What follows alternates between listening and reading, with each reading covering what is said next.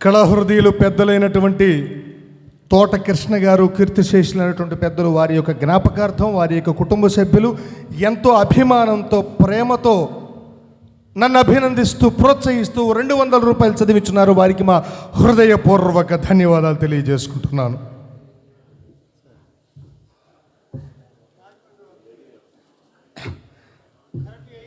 కళాహృదయులు, కళా పోషకులైనటువంటి పెద్దలు జీవి రామకృష్ణ గారు, ఏడీ గారు, ఎలక్ట్రికల్ డిపార్ట్మెంట్లో పనిచేస్తూ రాజమండ్రి వాస్తవ్యులు. మరి ఎంతో అభిమానంతో, ప్రేమతో వారు నన్ను అభినందిస్తూ 100 రూపాయలు చదివించున్నారు పెద్దలు. వారికి మా హృదయపూర్వక ధన్యవాదాలు తెలియజేసుకుంటున్నాను.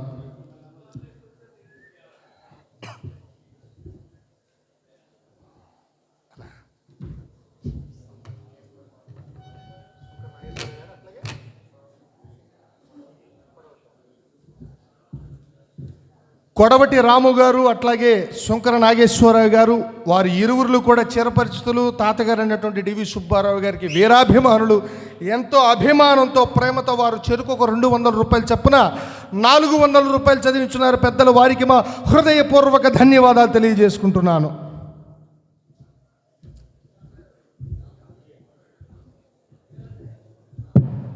పెద్దలు శ్రీ అంబటి పెద అబ్బులు గారు, Sri Veeranjaneya cool drinks shop వారు ఎంతో అభిమానంతో, ప్రేమతో మన చాగలు గ్రామ వాస్తవ్యులు నన్ను అభినందిస్తూ, ప్రోత్సహిస్తూ వారు ఒక 100 రూపాయలు చదివించున్నారు పెద్దలు. వారికి మా హృదయపూర్వక ధన్యవాదాలు తెలియజేసుకుంటున్నాను.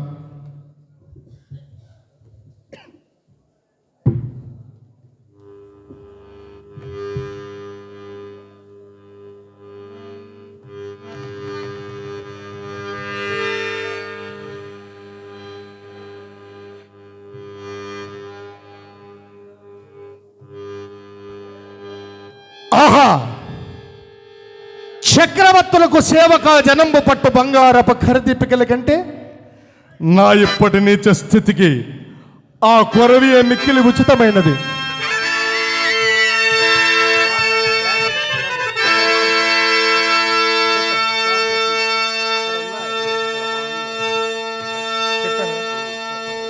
తోట కృష్ణ గారి యొక్క జ్ఞాపకార్థం వారి పెద్దలు 200 రూపాయలు చదివించున్నారు. వారికి మా ధన్యవాదాలు.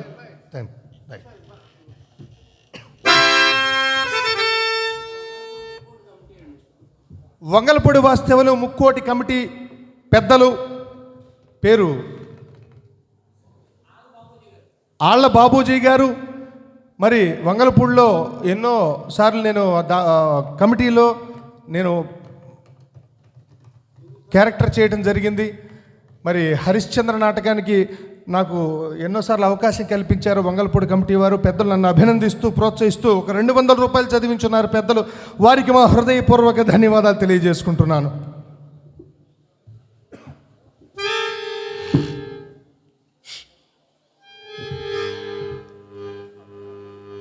అది కొరవి కాబోలు.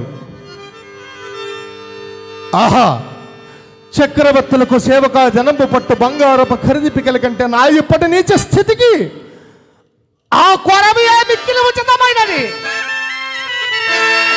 చతురంభోది పరీత భోవలయ రక్ష దక్షతామి గరాజందంబు ధరించు ఈ కరమే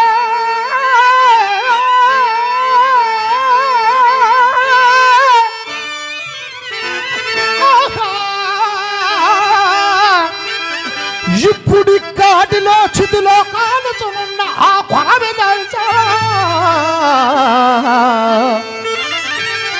నవ్యమాణిక్య రాజిత నీరాజన కాంతిగా బదులు వచ్చా శోచనీయముగా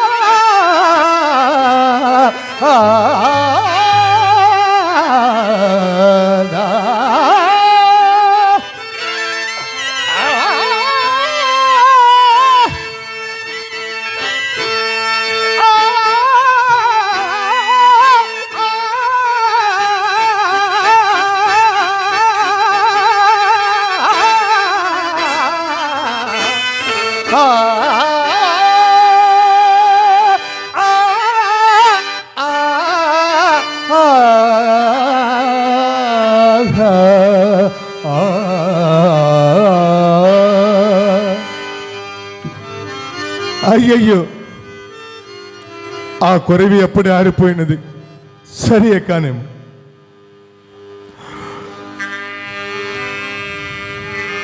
ఆహా, లోకములోని కష్టములన్నీ నన్నే కోరి వరించినట్లున్నది.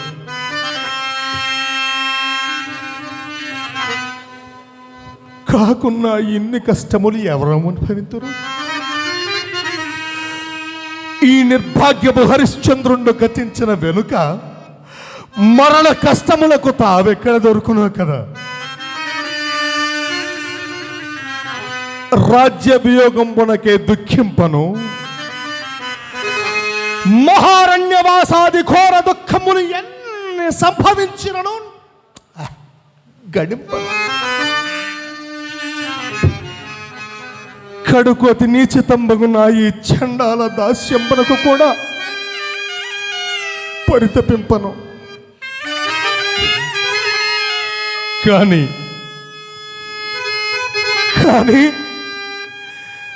చేపట్టిన నాది నన్నే పరమదైవముగా భావించుచు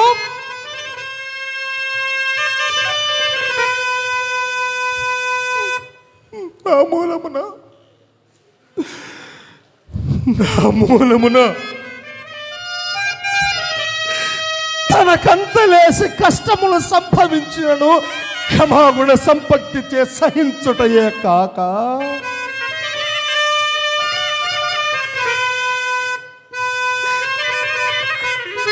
తన్నొక్కడికి తెగనమ్ముట నీచమ్మని నేను సంకోచించినప్పుడు, నాథ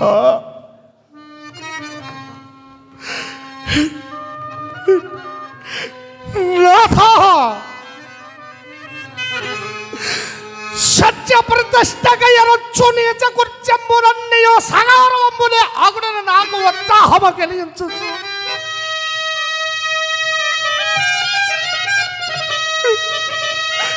నాకు ఉత్సాహము కలిగించు. నా సత్యది కన్కాపాడిన నా అర్థాంగి లక్ష్యమగు చంద్రపతి దేవి వియోగ దుఃఖపు నేనేగతి భరించు. అయ్యయ్యో సాధ్యమని నీ రాణివాస సౌఖ్యం ఏమయ్యనో కదా దేవి.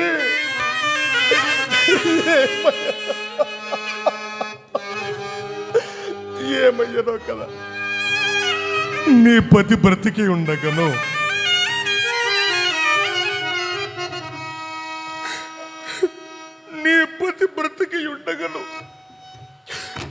నీవు అనాథమై ఒక్కనికి దైకు పాత్రురాలు కావలసి వచ్చాయి కదా. నాయన కుమారా, లాహిత మరణ నేను ఎన్నడ చూడగలుగుదనయ్యా, ఎన్నడ చూడగలుగుదను తండ్రి. దాసదాసి జనమ్మల చేత నుండి అడుగున పెట్టనీక మిగుల కారామమున పెంచిన నిన్నింటి నిష్ఠుర తమ్మకు దాస్యమునకు అప్పగించుతురే కదా. అయ్యా అల్లాహిత,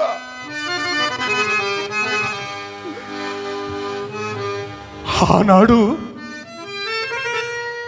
నా భార్య పుత్రుడనే కాల కౌశికుడికి విక్రయించినప్పుడు దాసి కలలవేమని ఆ పాలుడు తన తల్లిని అలరించినాడని మనహితుడు ఓరేమో అమ్మనెక్కడ కొనిపోదురా అని తనపై అదిరినాడని ఆ కాల కౌశికుడు నిర్దయుడై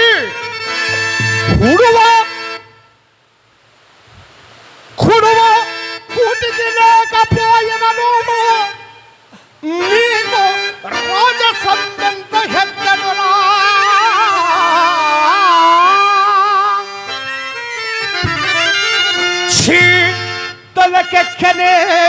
పొగరు దాసి పుత్రయం చూసు పడద్రోయం కొడుకెట్టనా వదనములు కన్నీళ్ళతో చూచే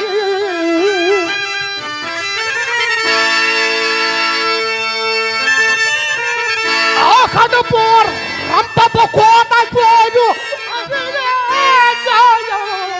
కాకుండా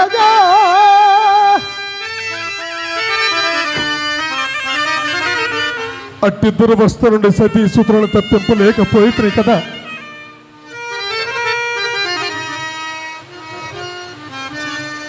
నాకే కదా రారాజు బిడ్డ ఇగు ఇల్లాలు దిక్కుమాలి పొరల కంపన చేకరగెత్తే అల్లాడుట. చిచి కఠినాత్మ హరిశ్చంద్ర, నీవు నిక్కముగా కిరాతునికి జన్మించవలసిన వాడవే.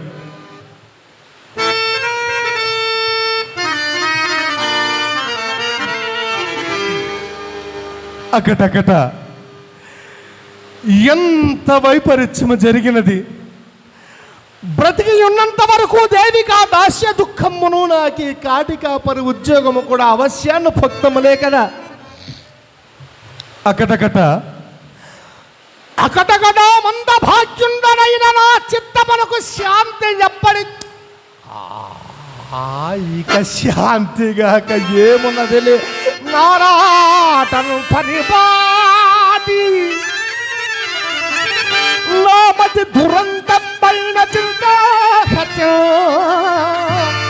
మానే రాయే వజ్రమై స్వగుణ ధర్మం పైన చైతన్యచి నిర్వికృతి మేళం కీళ్ళ నొక్కుంబడిగా పోను యోగి మనం పురీతి అప్పుడే పో అప్పుడే శాంతి నా చింతకో.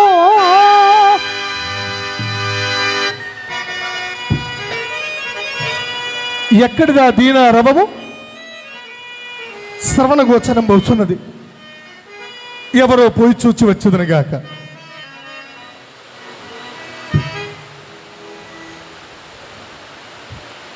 వేదికను పురస్కరించుకొని ఈ యొక్క కార్యక్రమాన్ని నిర్వహించినటువంటి మన గంట్రోతు కృష్ణ గారి కుమారులు, సినిమా డైరెక్టర్గా ఎన్నో విజయాలు అందుకున్నటువంటి వివి వినాయక్ గారు, అట్లాగే వారి యొక్క సోదరులు సురేంద్ర గారు, వారి ఆధ్వర్యంలో ఈ కార్యక్రమం నిర్వహించినందుకు గాను, ఆ కార్యక్రమంలో నన్ను కూడా ఆహ్వానించినందుకు మొట్టమొదటిగా వారికి నా శిరస్సు వంచి హృదయపూర్వకమైనటువంటి ధన్యవాదాలు తెలియజేసుకుంటున్నాను. ఈ కార్యక్రమంలో నేను కూడా ఒక భాగస్థుడు అవ్వడం అనేది, కళాకారుడిగా రావడం అనేది నిజంగా చాలా ఆనందదాయకంగా భావిస్తున్నాను. ముఖ్యంగా సురేంద్ర గారు ఎక్కడున్నారో తెలియదు, ఉన్నారా?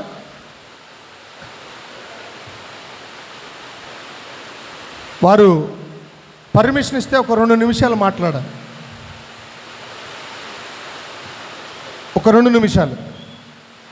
పెద్దలు,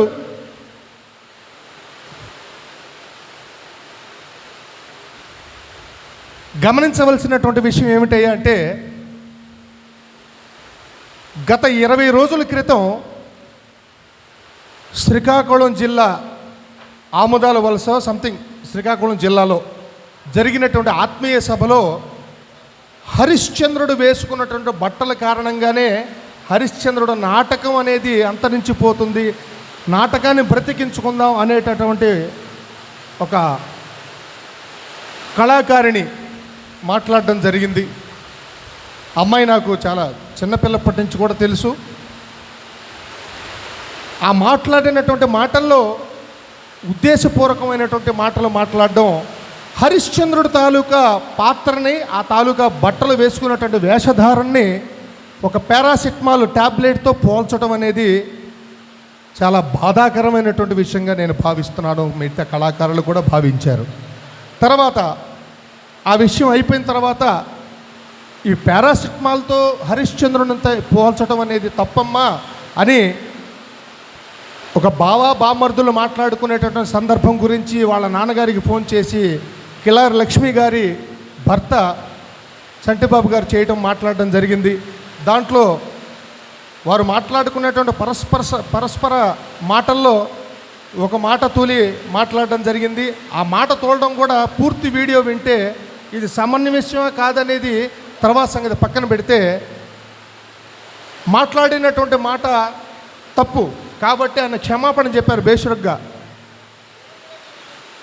పలానా వ్యక్తిని నేను ఇట్లా అనడం, నన్ను క్షమించండి అనేటటువంటి ఆ చంటిబాబు గారు మాట్లాడడం జరిగింది. అది అంతటితో అయిపోయింది. తర్వాత పదే ట్రోల్స్ చేస్తూ తాత బాణి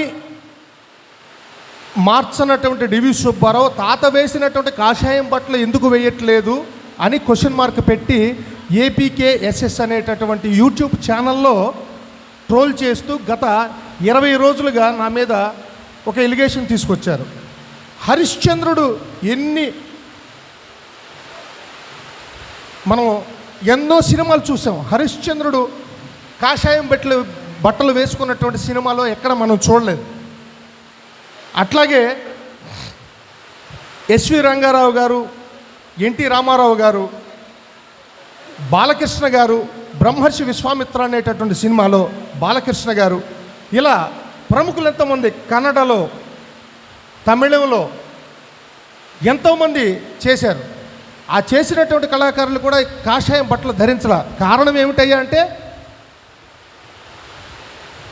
భార్య పిల్లలు అందరూ ఒక కుటుంబం ఉన్నది. ఆ యొక్క బట్టలు వేసుకోవడానికి సింబాలిక్గా ఒక ఋషో లేకపోతే బైరాగో లేకపోతే సన్యాసి ధరించినటువంటి వ్యక్తో ధరించాలనేటటువంటి వేషధారణ గురించి కాషాయం తాలూకా సింబాలిక్ అది దాన్ని దృష్టిలో పెట్టుకొని నేను కూడా బట్టలు తాతగారు వేసినటువంటి పెద్దలు బండారు రామారావు గారు, చెముకుతు నాగేశ్వరరావు గారు వారు ధరించినటువంటి పోకడంలోనే నేను కూడా కొనసాగాను. కానీ 2007, 2008లో పద్మశ్రీ వైగోపాలరావు గారు సినిమా తీయడం జరిగింది. ఆ సినిమాలో హరిశ్చంద్రుడికి కాషాయం బట్టలు కాకుండా మిగతా బట్టలు వేశారు. ఒక క్రీమ్ కలరు రెడ్ బార్డర్తో ఉన్నటువంటి ఆ బట్టలు వేయించడం కారణంగా నేను అక్కడి నుంచే తప్పు నేను చేస్తున్నానా లేకపోతే ఏంటని విశ్లేషణ తీసుకుంటే పెద్దలు గుమ్మడి గోపాలకృష్ణ గారికి కూడా నేను ఫోన్ చేసి అడగడం జరిగింది. నాన్న, కాషాయం హరిశ్చంద్రుడు ధరించాలనే రూల్ ఏం లేదు, ఏ కలర్ అయినా వేసుకోవచ్చు. కానీ విశ్వామిత్రుడు ఏం చెప్పాడు, ఈ నగలన్నీ మా ఆశ్రమమందు విడిచి కట్టుబట్టలతో రాష్ట్రము వీడిపోమ్ము అన్నాడు. అదే బట్టలతో వెళ్ళాడు కానీ దారిలో ఎవరూ హరిశ్చంద్రుడికి గడ్డం చేయలేదు. కట్టుబట్టలతో వెళ్ళేటప్పుడు కాషాయం బట్టలు అడి విషయంలో ఎవరు అతనికి ఇవ్వలేదు. అవే బట్టలతో హరిశ్చంద్రుడు వెళ్ళాడు.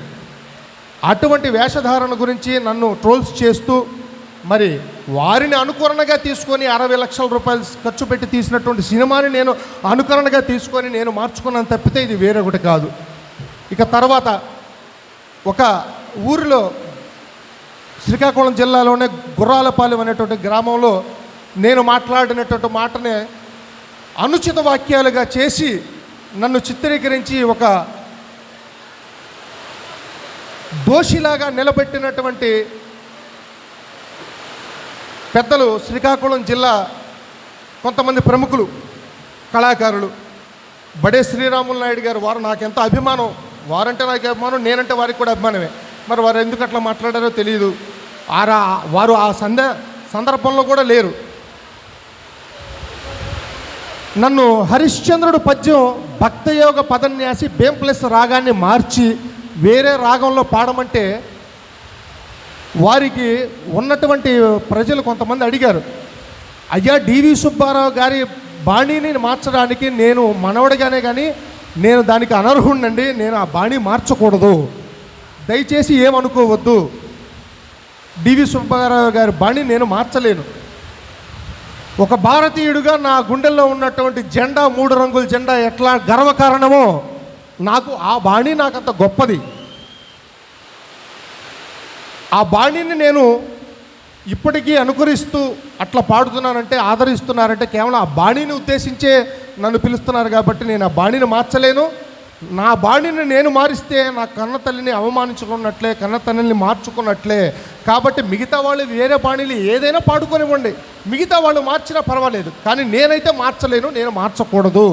నేను మారిస్తే డివి సుబ్బారావు గారి అభిమానులు నన్ను ఒప్పుకోరు అని నేను సభాముఖంగా నేను చెప్పడం జరిగింది. దీన్ని ట్రోల్ చేసి ఎట్లా చెప్పారంటే, డివి సుబ్బారావు గారి బాణీ పాడకపోతే మిగతా వాళ్ళందరూ కూడా వాళ్ళ తల్లులు మార్చుకున్నట్టే, జాతీయ జెండాను అవమానించినట్లే అన్నట్లుగా ట్రోల్ చేసి నన్ను ఇట్లా సోషల్ మీడియాలో చేశారు. దాన్ని దృష్టిలో పెట్టుకొని పలానా చంటి గారు ఏదో క్షమాపణ చెప్పాడని డివి సుబ్బారావు కూడా క్షమాపణ చెప్పాలి అనేటటువంటి భావన ఈరోజు 20 రోజులుగా దాన్ని ట్రోల్ చేసుకొస్తున్నారు. నిన్నటి రోజున మన సంపత్ వరసిద్ధి వినాయక కమిటీ ఎదురుగా ఉన్నటువంటి గ్రంథి రాంబాబు గారు, గంగారావు గారు, రామాంజనేయులు గారు, కీర్తిశేషులైనటువంటి బ్రహ్మం గారు, వారి యొక్క కమిటీలో నేను నాటకం ఆడడం జరిగింది. ఆ నాటకంలో పలానా ఎవరు పెట్టాలి ఏందనే డిసైడ్ చేసింది కూడా నేనే. అంటే డిసైడ్ చేయడం అంటే నన్ను సలహా అడిగారు, పలానా వాళ్ళు పెడితే బాగుంటుందని చెప్పాను. ఒక చంద్రమతి, నెల్లూరు భానుమతి గారు అడవి సీన్లో ఒక వికృతమైనటువంటి పోకడలు పోయి హరిశ్చంద్రుడిని ఇట్లా ముడ్డితో తనటం, నడుముతో కొంచెం ఈ మాట అన్నది కొంచెం ఎడిట్ చేయండి, ఈ నడుముతో హరిశ్చంద్రుడిని తన్నడం, ఆ యొక్క సందర్భాలు కూడా అన్నీ చూసాం ఆ వికృత చేష్టలో. ఆవిడ ఇవాళ ప్రెస్ మీట్లో డివి సుబ్బారావు రావటంతోనే తాగి వచ్చాడు, తాగి ఊగుతూ ఏం మాట్లాడుతున్నాడో తెలియట్లేదు, పైపెచ్చు వేషధారణలో అసభ్యకరంగా బిహేవ్ చేశాడు. నేను వేషం చేస్తూ ఆవిడ వెనక ఉన్నటువంటి జాకెట్లో నేను చేయి పెట్టాను, చేయి పెట్టి ఆవిడ్ని అసభ్యకరంగా నేను ప్రవర్తించాను అని చెప్పి నన్ను ఇవాళ ఉదయాన్నే ట్రోలింగ్ చేసి ఒక ఎస్సీ ఎస్టీ వర్గానికి సంబంధించినటువంటి వాళ్ళందరినీ కూడా రెచ్చగొట్టేలాగా బండారు రామారావు గారిని తిట్టాడు, చీమకుర్తి నాగేశ్వరరావు గారిని తిట్టాడు, అద్దంకి మాణిక్యారావు గారిని తిట్టాడు.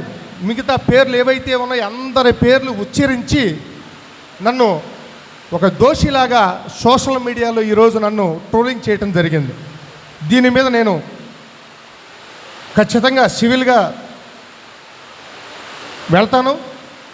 ఎంత దూరమైనా దీనికి సంబంధించిన సాక్షి అక్కడ కమిటీలో చాలామంది ఉన్నారు, పెద్దలు గ్రీన్ రూమ్లో ఉన్నారు, మేకప్ రూమ్లో ఉన్నారు. కులపరంగా మాట్లాడాను, కులపరమైనటువంటి దోషణలు చేశాను అనేటటువంటి భావన తీసుకొచ్చారు. ఆవిడ చేసినటువంటి అనుచిత వ్యాఖ్యలు స్టేజ్ మీద ఎంత వల్గర్ చేష్టలు చేశారో వెనక గ్రీన్ రూమ్లో కూడా అంతే వల్గర్ చేష్టలు, వల్గర్ మాటలు ఆవిడ మాట్లాడి నేను మాట్లాడానని చెప్పని నన్ను 10 మందిలో దోషిగా ఈరోజు వారు మాట్లాడడం జరిగింది.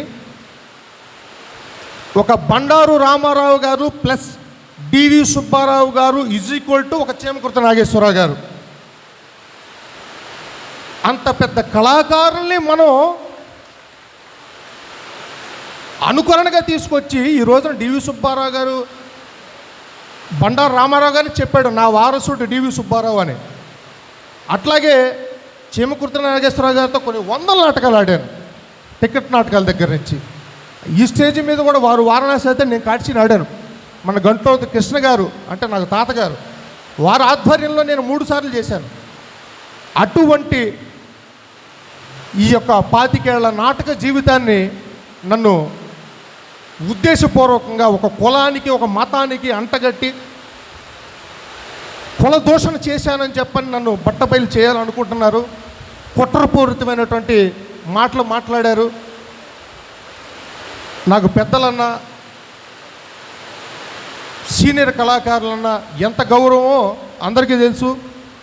నా తోటి కళాకారులను కూడా చాలామంది దీన్ని స్పందించారు. కాబట్టి దీన్ని రేపొద్దున ప్రెస్ మీట్లో మాట్లాడి నిన్నట్టు జరిగినటువంటి ట్రోలింగ్ టీవీల్లో కానీ వాటిలో వచ్చిందని చెప్పని కొంతమంది చాలామంది ఫోన్ చేశారు. దీనికి సరైన సమాధానం నేను ఇస్తాను. నా మీడియా సోదరులు ఉన్నారు, ఒకసారి మీరు ఎడిట్ చేయకుండా ఈ మాటలు కొంచెం చేయండి సార్. నేను అన్న పదం అనేది కొంచెం అది చూడండి. అట్లాగే యూట్యూబ్ ఛానల్ నడుపుతూ కొన్ని వేల నాటకాలని షూట్ చేసి మమ్మల్ని అందరినీ తారాస్థాయిలో చూపిస్తూ కష్టపడుతున్నటువంటి సోదరుడైనటువంటి మాడుగుల సుధీర్ గారు ఈ రోజున ఇక్కడికి విచ్చేశారు. మంచి ఏంటి చెడు ఏంటి ఆ రోజు జరిగింది ఏంటి అందరూ కూడా చూశారు. సార్, ఈ యొక్క మీడియా ద్వారా మీరు 2 మాటలు చెప్తే బాగుంటుందనే గంది రాంబాబు గారిని నేను కోరుకుంటున్నాను. రాత్రి జరిగినప్పుడు ఆ సందర్భంలో మీరు ఉన్నారు. నేనేం మాట్లాడాను 2 మాటలు సార్. ఎందుకంటే ఈ యొక్క వేదిక నాకు ఆ వేదిక తల్లి లాంటిదైతే నాకు ఈ వేదిక తండ్రి లాంటిది. నేను ఈ 2 కమిటీలు కూడా కన్న తల్లిదండ్రులుగా భావించేటటువంటి కమిటీ కాబట్టి ఒక్క 2 నిమిషాలుగా ఒక్క నిమిషమే మీరు అక్కడ ఉన్నారు కాబట్టి మీరు ఏం విన్నారు, ఏం మాట్లాడారో నేనేం మాట్లాడాను ఒక్కసారి వేదిక మీదకి వచ్చి మీరు మాట్లాడవలసిందిగా కోరుకుంటున్నాను సార్. నేను ఎక్కువగా మాట్లాడినందుకు ఈ యొక్క ప్రాంగణాన్ని నా సొంత కుటుంబంగా భావిస్తున్నాను కాబట్టి జరిగిన అవాస్తవాన్ని వాస్తవం చేసేటటువంటి తప్పుడు మాటల్ని ఖండిస్తూ పెద్దలు కమిటీ సభ్యులే ఉన్నారు కాబట్టి వారు మాట్లాడవలసిందిగా కోరుకుంటున్నాను.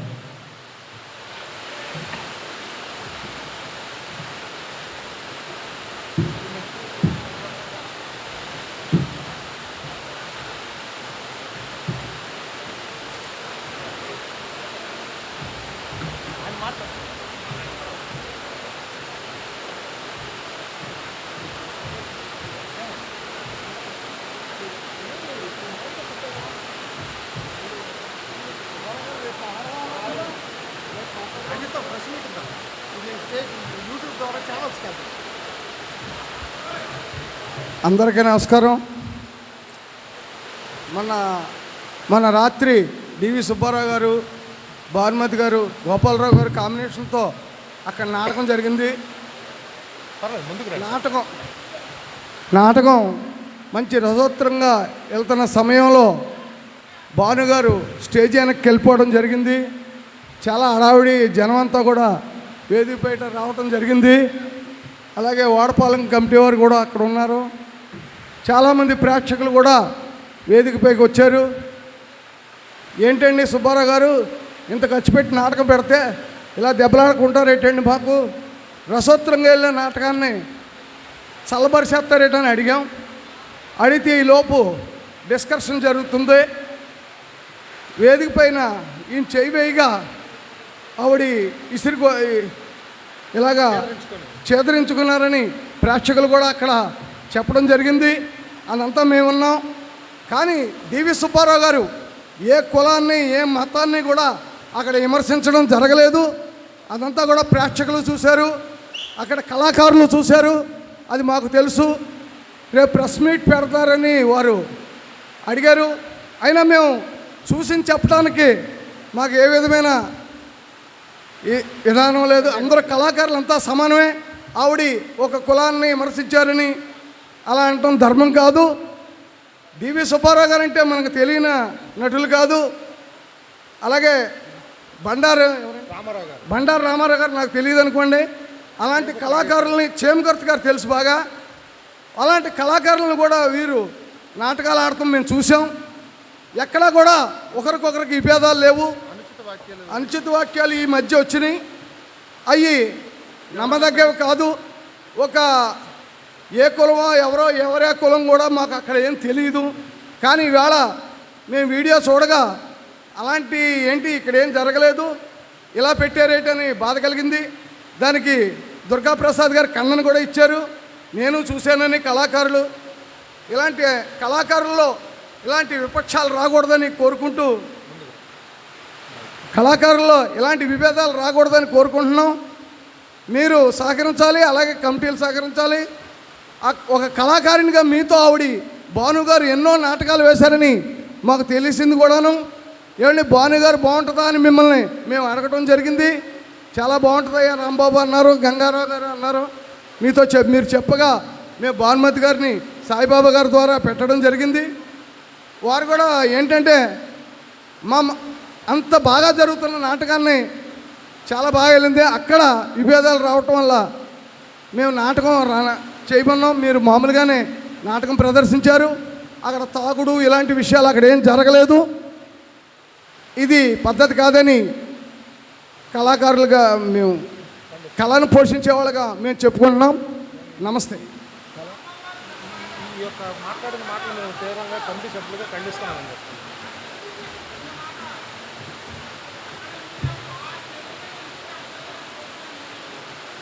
చెప్పమని అడిగారు. ఈయనే ఇప్పుడు అడిగారుగా. ఆ స్టేజీ మీద ఎందుకు చెప్పలేదు, ఈ స్టేజీ మీద ఎందుకు చెప్తున్నారంటే అప్పుడేం జరగలేదు, అప్పుడు తెలియదు, అప్పుడేం అసలు అది ఆ యొక్క సబ్జెక్ట్ రిలీజ్ చేసిందే అప్పుడు చెప్పలేదు. ఇవాళ తెల్లవారు